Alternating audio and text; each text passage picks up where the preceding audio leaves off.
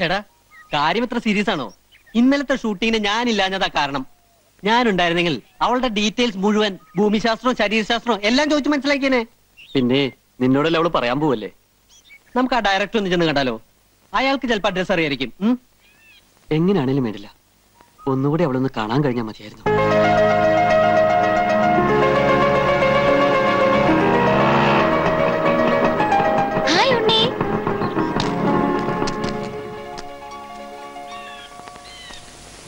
എന്താ ഇങ്ങനെ മേടിച്ചു നോക്കുന്നേ?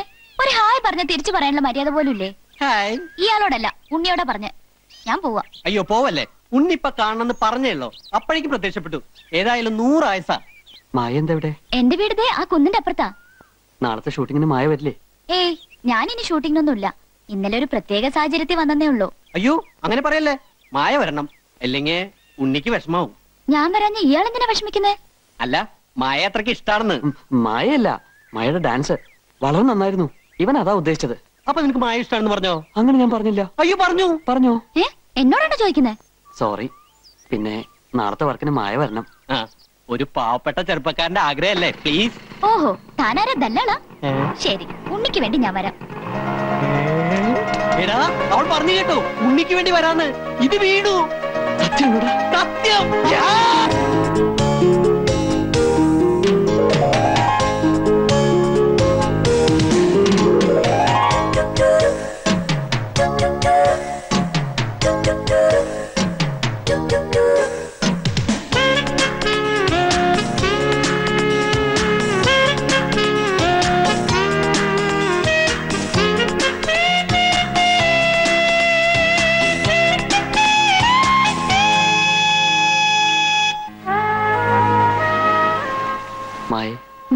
നമ്മൾ എത്ര പെട്ടെന്ന് അടുത്തത്.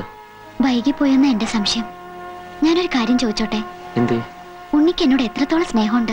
ഒരുപാട്. ഈ കടലിനോട്? അതിലും കൂടുതൽ. എന്തേ, വിശ്വാസക്കുറവുണ്ടോ? ഉണ്ണി എനിക്ക് വിശ്വാസ. പക്ഷേ ബ്രഹ്മചര്യം ലംഘിക്കാൻ പാടില്ലെന്ന കോലോത്ത നിയമം. പ്രശ്നങ്ങളുണ്ടാവും. എല്ലാം നേരിടാൻ മായ തയ്യാറാണോ? ഉണ്ണിക്ക് വേണ്ടി എന്തിനു ഞാൻ തയ്യാറാ. മരിക്കാനാണെങ്കിലോ? മരിക്കാനും. ചുമ്മാ സ്റ്റൈല് പറയല്ലേ. ഞാൻ പറഞ്ഞത് സത്യ. എങ്കിൽ എനിക്ക് വേണ്ടി ഇപ്പൊ ഒന്ന് മരിക്കാമോ? ഉണ്ണിയുടെ ആഗ്രഹം അതാണെങ്കിൽ മരിക്കാലോ. പറഞ്ഞോളൂ, എങ്ങനെയാ ഞാൻ മരിക്കേണ്ടത്? ഇപ്പൊ മരിക്കാൻ സൗകര്യം ഈ കടലിൽ ചാടുക. എന്താ, തയ്യാറാണോ? തയ്യാറാ. പക്ഷെ ഞാൻ മരിച്ചാ ഉണ്ണിക്ക് വിഷമാവരുത്. മരിച്ചോളൂ, വിഷമൊക്കെ ഞാൻ സഹിച്ചോളാം. എന്നിട്ട് നിന്റെ ഓർമ്മയ്ക്കായി ഒരു താജ്മഹൽ ഞാനും പണിയിച്ചേക്കാം. പോരെ? ഞാൻ മരിക്കും. ഓ പിന്നെ, പാചോടിക്കാതെ മരിച്ചു കാണിക്കും. ശരി, ഞാൻ മരിച്ചു കാണാൻ അത്രയ്ക്ക് ഇഷ്ടാണല്ലേ? എന്നാ കണ്ടോ. എവിടം വരെ പോകുമെന്ന് അറിയാലോ.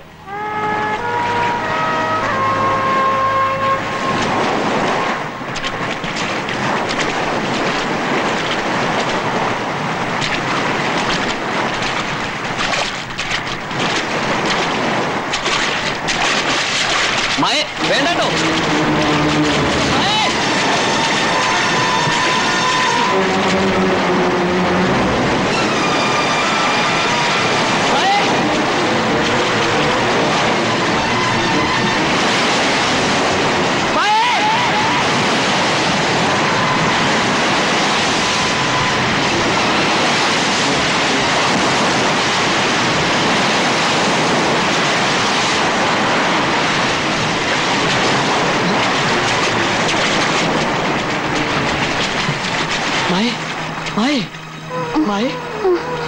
എന്താ ഇത്? ഞാൻ തമാശ പറഞ്ഞല്ലേ? ഞാൻ ഉണ്ണിയോട് സത്യ പറഞ്ഞത്. ഐ ലവ് യു ഉണ്ണി. എന്താ ഭഗവതി ഈ കേക്കണേ? പ്രേമെന്നോ? കൊല്ലുന്നില്ല ഞാൻ. ആവശ്യത്തിലേറെ ലാളിച്ച് വഷളാക്കിയതിന്റെ കുഴപ്പമായി കാണണേ. ഞാനിവിടെ 46 വയസ്സ് കഴിഞ്ഞ് നിൽക്കാൻ തുടങ്ങിയിട്ട് കാലം കുറയായി. എന്നിട്ട് ഇങ്ങനൊരു ചിന്ത എനിക്ക് വന്നിട്ടില്ല. മോഹങ്ങളൊക്കെ അടക്കി ഒതുക്കി ചുരുട്ടി മനസ്സിൽ വെച്ചോണ്ട് നടക്കാൻ ഞാൻ. എന്തിനാ? ജീവനെ പേടിച്ചിട്ട്. ഇവിടത്തെ പുരുഷന്മാര് ബ്രഹ്മചര്യം തെറ്റിച്ച എന്തൊക്കെ ദുരന്തങ്ങളാ ഉണ്ടാവാന്ന് നിനക്കറിയോ? ഇക്കാലത്ത് ഇതൊക്കെ പറഞ്ഞ ആരെങ്കിലും വിശ്വസിക്കോ? ഒക്കെ വെറും അന്ധവിശ്വാസങ്ങളാ. നിന്റെ പ്രായത്തിൽ ഞാനും ഇതൊക്കെ തന്നെ പറഞ്ഞത്. മീനാക്ഷിയെ വെറുതെ ഒന്ന് നോക്കിയതിന് ഞാൻ അനുഭവിച്ച കഷ്ടപ്പാടുകൾ എന്തെന്ന് എനിക്കല്ലേ അറിയൂ. അമ്മാവൻ എന്തൊക്കെ പറഞ്ഞാലും ശരി, എനിക്ക് അവളെ വിവാഹം കഴിച്ചു വെക്കൂ. നീ ഇത് എന്നോട് പറഞ്ഞത് പറഞ്ഞു. ഇതെങ്ങാനും മുത്തശ്ശി അറിഞ്ഞാൽ എന്താ ഉണ്ടാവാന്ന് നിനക്കറിയോ? അതുകൊണ്ട് പ്രേമം വല്ലാതെ മൂത്ത് കഴിയുമ്പോ നല്ല തണുത്ത വെള്ളം തലയിലൊഴിച്ച് സഹസ്രനാമകീർത്തനവും ചൊല്ലി കമഴ്ന്ന് കിടന്ന് ഹര ഹരോ ഹര ഹര എന്നാണ് പറഞ്ഞാ മതി. ഇത് തന്നെയാണ് ഞാനും ചെയ്തിരുന്നത്. അമ്മാവും മുത്തശ്ശിയോട് ഒന്ന് പറഞ്ഞു നോക്കോ. നല്ല ശേലായി. ഈ നാട്ടിലെ മുഴുവൻ പുരുഷന്മാരെയും എങ്ങനെയാ ബ്രഹ്മചാരികളാക്കണ്ടേന്ന് ആലോചിക്കാൻ മുത്തശ്ശി. അതിന്റെ ഇടയിലാണ് വിവാഹം എന്ന് പറഞ്ഞ് നീ അങ്ങോട്ട് ചെല്ലണേ. കൊഴപ്പായി ദേവരുന്നു. ആർക്കായുടെ മംഗല്യം വേണ്ടത്? രാമോർമ്മയ്ക്കാണോടാ? പോലോത്ത ആണുങ്ങളുടെ മൂത്തവൻ നീയല്ലേ? നീയൊക്കെ വേണ്ടെന്ന് വെച്ച മംഗല്യം പിന്നെ ഇവിടെ ആർക്കാ വേണ്ടത്? ഞാനായിട്ട് അത് പറയണില്ല, വേണ്ടപ്പെട്ട ആൾ ഇവിടെ ഉണ്ട്. ആരെ? ഉണ്ണിക്കുട്ടനോ? എന്താ നീ ഒന്നും മിണ്ടാത്ത? കുട്ടികളല്ലേ, ഈ പ്രായത്തിൽ ഉണ്ടാവണ ചെറിയൊരു മോഹം നമ്മുടെ ഉണ്ണിക്കുട്ടനും തോന്നി. പക്ഷെ കാര്യങ്ങളുടെ ഗൗരവം ഞാൻ പറഞ്ഞ് മനസ്സിലാക്കിയപ്പോ എല്ലാം തെറ്റായി എന്ന് തോന്നിയിട്ടുണ്ട്. തെറ്റു പറ്റിയതൊക്കെ ഇവിടെ ഉള്ളവർക്കാ. ഏതോ ദുർമന്ത്രവാദിയുടെ വാക്ക് കേട്ട് വേണ്ടാത്ത വെട്ടിത്തരങ്ങൾ ചെയ്യാം. ഞാനൊരു പെൺകുട്ടിയെ സ്നേഹിച്ച് വാക്ക് കൊടുത്തുപോയി. ഇവിടെ ആരും ഞങ്ങളുടെ വിവാഹത്തിന് സമ്മതിച്ചില്ലെങ്കിൽ നാളെ തന്നെ ഞാൻ ഇവിടെ രജിസ്റ്റർ ചെയ്ത് കൊണ്ടുവരും. ഉണ്ണിക്കുട്ട, ആരോടാ എന്താ സംസാരിക്കണമെന്ന് അറിയോ? നീ സംബന്ധം കഴിച്ചാൽ നിനക്ക് മാത്രല്ല ഇവിടെയുള്ള എല്ലാ പുരുഷന്മാർക്കും അപകട. കോലോത്ത് വീണ്ടും ദുർമരണങ്ങൾ ഉണ്ടാവും. കോലോത്ത് ആചാരങ്ങളും അനുഷ്ഠാനങ്ങളും ലംഘിച്ചാൽ കടുത്ത ശിക്ഷയായിരിക്കും കിട്ടുക. പിന്നെ ഉണ്ണിയുടെ സ്ഥാനം പടിക്ക് പുറത്ത്. എന്നെ പടിയടിച്ച് പിണ്ടം വെച്ചാലും ഞാൻ അവളുമായി ഈ നാട്ടിൽ തന്നെ ജീവിക്കും. ഈ കോലത്ത് ഞാൻ കാരണം ദുർമരണങ്ങൾ നടക്കുന്നുണ്ടോന്ന് എനിക്കൂടെ അറിയണല്ലോ. ഇല്ല, നിനക്ക് എന്തോ ബാധ കയറിയിരിക്കുകയാണ്. ഇല്ലെങ്കിൽ എന്റെ ഉണ്ണി ഇങ്ങനൊന്നും പറയില്ല. ആരോ മോഹിപ്പിച്ച് എന്റെ ഉണ്ണിയെ മയക്കിയിരിക്കണു. വേണ്ട, ഇനി ദുർമരണങ്ങൾ കാണാനുള്ള ശക്തി എനിക്കില്ല. പണിക്കരെ, എന്തെങ്കിലും ധിക്കാരം കാണിക്കുന്നതിന് മുമ്പ് എന്റെ ഉണ്ണിയെ മുറിക്കകത്ത് അടച്ചിടുക. കുറച്ചു ദിവസം പുറത്തൊന്നും പോണ്ട. എനിക്ക് എന്റെ കുട്ടിയുടെ ജീവനാ വലുത്. വേണ്ട, എന്റെ ആഗ്രഹം സാധിച്ചു തരാത്ത മുത്തശ്ശിയും വീടും ഒന്നും എനിക്ക് വേണ്ട. നീ എന്താ പറഞ്ഞത്? ഞാൻ പോവാ. ഉണ്ണി, അവിടെ നിൽക്കാനാ പറഞ്ഞത്.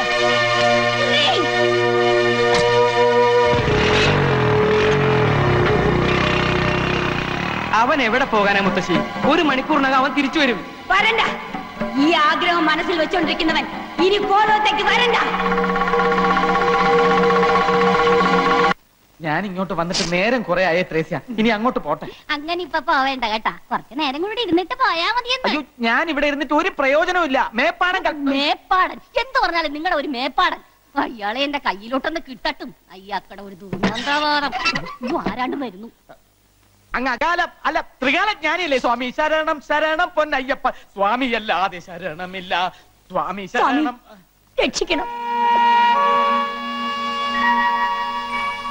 എന്റെ ഉണ്ണി ഈ കുടുംബത്തിന്റെ അന്തകനായി മാറാൻ പോണു.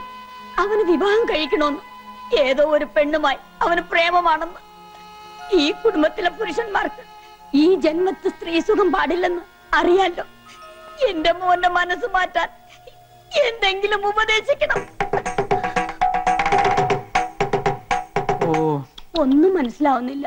മനസ്സ് മാറ്റിത്തരാൻ ശ്രമിക്കാമെന്ന് അദ്ദേഹം പറയുകയായിരുന്നു. മാത്രമല്ല, ഈ കോലോത്തെ ആണുങ്ങൾക്ക് വിവാഹം കഴിക്കാൻ കഴിയുന്ന തരത്തിൽ ഒരു വിശേഷാൽ പൂജ നടത്തി തരാനും അദ്ദേഹത്തിന് ഉദ്ദേശമുണ്ട്. എന്ത് പൂജ നടത്തിയാലും അത് ശരിയാവില്ല സ്വാമി. കർമ്മികളിൽ വെച്ച് കർമ്മിയായ മേപ്പാടിന് പോലും ഈ കുടുംബത്തെ ബാധിച്ചിരിക്കുന്ന ദുരാത്മാവിനെ പേടിയാ. അത്രയ്ക്ക് ഭയങ്കര അവള്. അതിനേക്കാൾ ഭയങ്കര എന്റെ കുട്ടിയെ മയക്കി വശത്താക്കി അവൾ. ഇവിടത്തെ കുട്ടികളെ വശത്താക്കി കുടുംബം നശിപ്പിക്കാൻ വരുന്നവളെ ഈ ഭൂമിയിൽ ഞാൻ വെച്ചേക്കില്ല.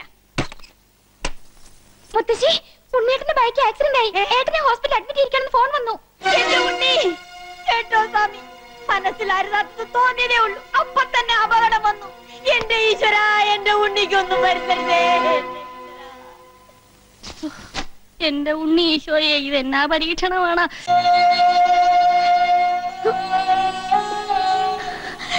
എന്റെ പരദൈവങ്ങളെ, എന്റെ കുട്ടിക്ക് ആയുസ് കൊടുത്തല്ലോ. അത് എന്റെ ഭാഗ്യം. ഇപ്പൊ എന്റെ മോന് മനസ്സിലായോ? തെറ്റായതൊന്നും ചിന്തിക്കരുത്. ചിന്തിച്ചതേ ഉള്ളൂ. അപ്പോഴേക്കും നിന്നെ അപകടത്തിലാക്കിയില്ലേ? ഞാൻ മനഃപൂർവ്വം അപകടത്തിൽ ചാടിയതാ. ചാകാൻ വേണ്ടി തന്നെ. ഞാൻ ജീവിച്ചിരിക്കാൻ വേണ്ടി എന്റെ മായ ഞാൻ മറക്കണമെന്നല്ലേ മുത്തശ്ശി എന്നോട് പറഞ്ഞത്.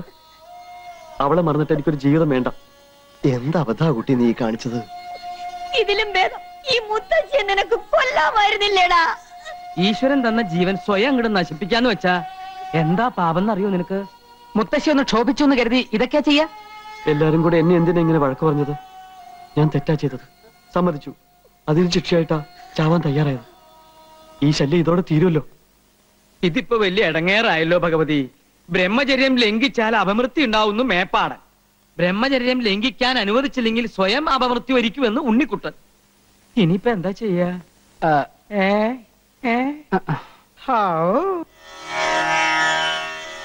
ഇന്ദ്രായ സുരഥിപതേ വജ്രഹസ്തായ സൂര്യപാർഷദേ നമഃ.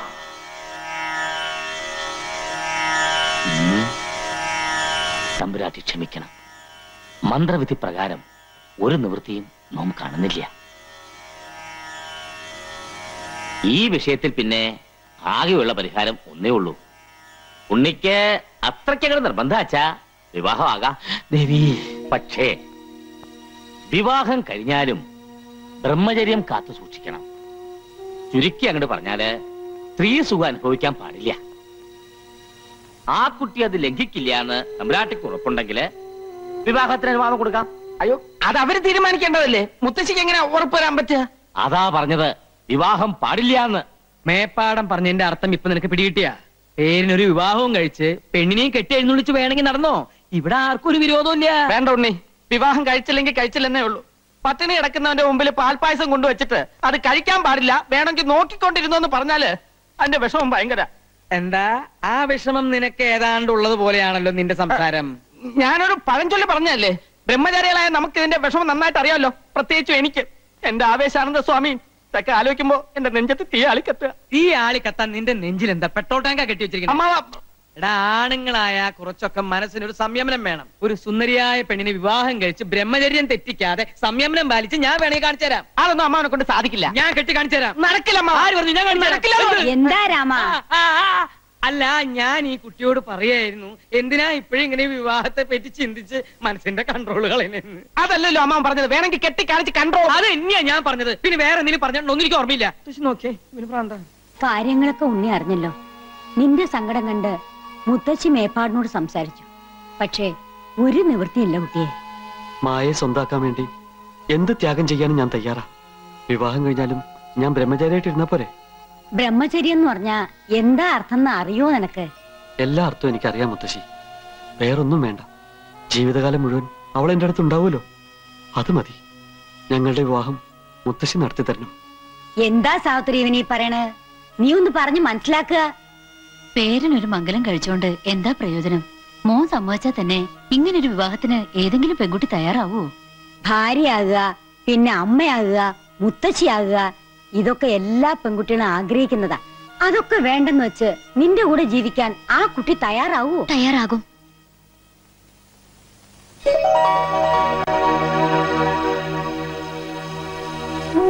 ക്ഷമിക്കണം, ഉണ്ണി ഈ അവസ്ഥയിലെത്താൻ കാരണം ഞാനാ. എല്ലാവർക്കും എന്നോട് ദേഷ്യം ഉണ്ടാവും അറിയാം. സാരില്ല, ഉണ്ണിയെ കാണാൻ വേണ്ടി കുറച്ചേരം ഞാൻ പുറത്ത് നിൽക്കണോ? മുത്തശ്ശി പറഞ്ഞതൊക്കെ ഞാൻ കേട്ടു. എല്ലാം അറിഞ്ഞോണ്ട് തന്നെ ഉണ്ണിയോടൊപ്പം ജീവിക്കാൻ ഞാൻ തയ്യാറാ. ഇത് ത്യാഗമൊന്നുമല്ല, സ്നേഹ. മുത്തശ്ശി പറയണതൊക്കെ ഞാൻ അനുസരിക്കാം. തറവാടിന്റെ രക്ഷയ്ക്ക് വേണ്ടി, ഉണ്ണിയുടെ ഭാര്യയാകാൻ വേണ്ടി ജീവിതകാലം മുഴുവൻ ഞാൻ അമ്മയാകാതിരിക്കാം. ബ്രഹ്മചര്യം കാത്തു സൂക്ഷിക്കാം. പക്ഷേ ഞങ്ങളോട് അകന്നു പോകാൻ മാത്രം മുത്തശ്ശി പറയരുത്. ഇനിയും മുത്തശ്ശിക്ക് സമ്മതിച്ചൂടെ? മോളുടെ പേരെന്താ? മായ. മായമോളി പറഞ്ഞതൊക്കെ സത്യമാണോ?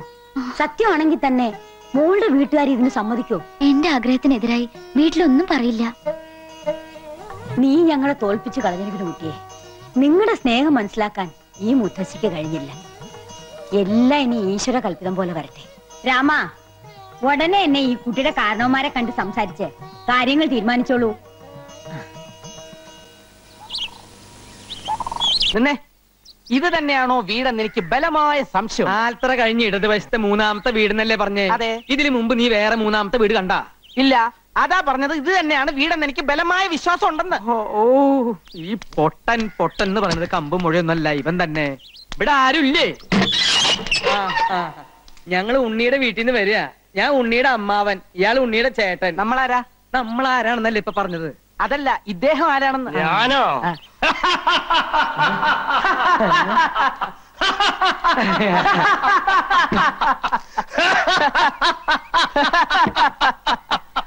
എന്താ കൃഷ്ണ ചിരിക്കണേ? ഭ്രാന്തൊന്നും ആയില്ലെന്നാ തോന്നണേ. വെറുതെ കൂടെ ചിരിച്ചോളൂ. ഞങ്ങൾ ഉണ്ണിയുടെ പെണ്ണിനെ കാണാൻ വന്നതാ. മനസ്സിലായി കുട്ടിയെ, ദേ അവര് വന്നിരിക്കണോ?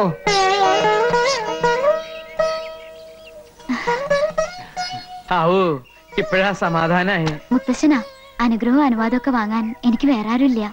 കുട്ടിയുടെ ആഗ്രഹങ്ങൾ പൂർത്തീകരിച്ച് കാണുന്നതിൽ എനിക്ക് സന്തോഷമേ ഉള്ളൂ. വർഷങ്ങളോളം നിലനിന്നിരുന്ന ആചാരം തെറ്റിച്ചോണ്ടാ ഈ വിവാഹം നടക്കാൻ പോണേ. അതുകൊണ്ട് വിധിപ്രകാരമുള്ള കർമ്മങ്ങളൊന്നും ഇല്ലാതെ രജിസ്റ്റർ ഓഫീസിൽ വെച്ച് നടത്താന്നാ വിചാരിക്കണേ. എനിക്ക് യാതൊരു വിരോധമില്ല. അങ്ങനെയെങ്കില് ഏറ്റവും അടുത്ത ദിവസം തന്നെ ഇവരുടെ വിവാഹം അങ്ങോട്ട് നടത്തിക്കളയാം.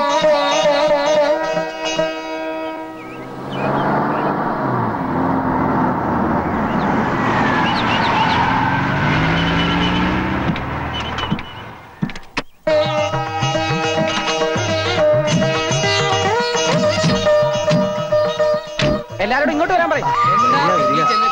വരിക.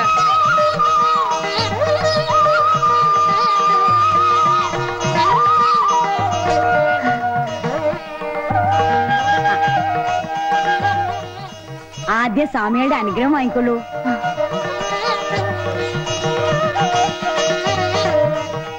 ഇനി വലത്തെ കാല് വെച്ച് അകത്തേക്ക് കയറിക്കൊള്ളൂ.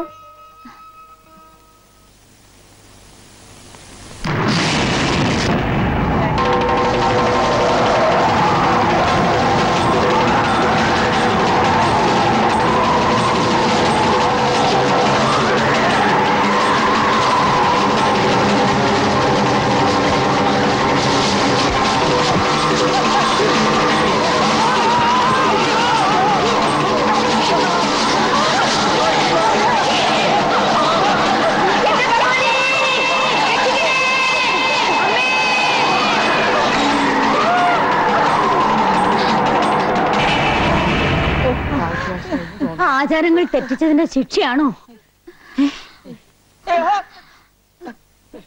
എന്റെ മോള് വിഷമിക്കണ്ട, അകത്തേക്ക് പോയിക്കോളൂ. ഉണ്ണി വാ. അയ്യോ എന്റെ മക്കളെ,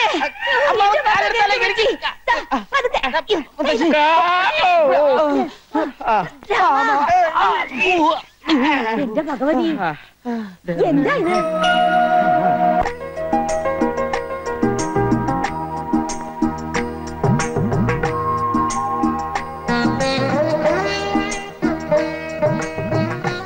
എന്തേ ഇത്ര വലിയ ആലോചന?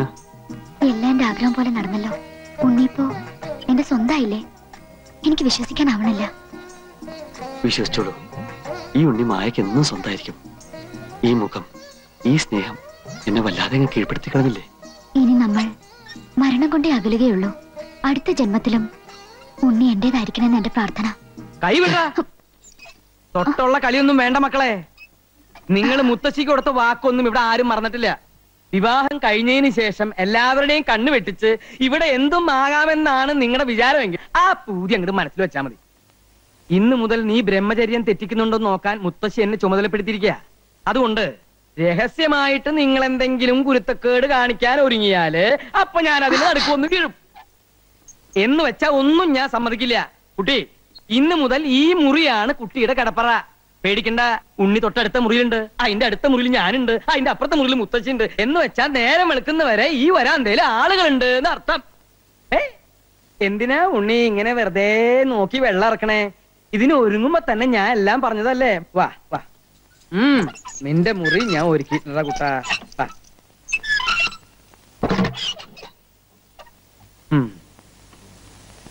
ഇന്ന് നിങ്ങളുടെ ആദ്യ രാത്രിയാണല്ലേ? അതെ. മുത്തശ്ശി എന്തൊക്കെ ചുമതലകൾ എന്നെ ഏൽപ്പിച്ചാലും എന്നിലൊരു മനുഷ്യനുണ്ട്. അതുകൊണ്ടൊരു കാര്യം ചെയ്യും, ധൈര്യമായി രാമനാമം ജപിച്ച് കമന്ന് അങ്ങോട്ട് കിടന്ന് ഉറങ്ങ. ദാഹത്തിന് ഒരു കുപ്പി വെള്ളം എടുത്തു വെച്ചോ.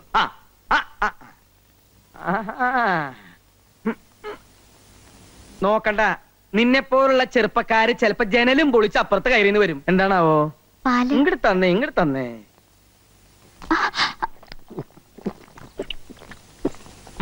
പഴി വെക്ക്. ഇനി കുട്ടി ധൈര്യമായിട്ട് കിടന്നുറങ്ങിക്കോളൂ. Good night.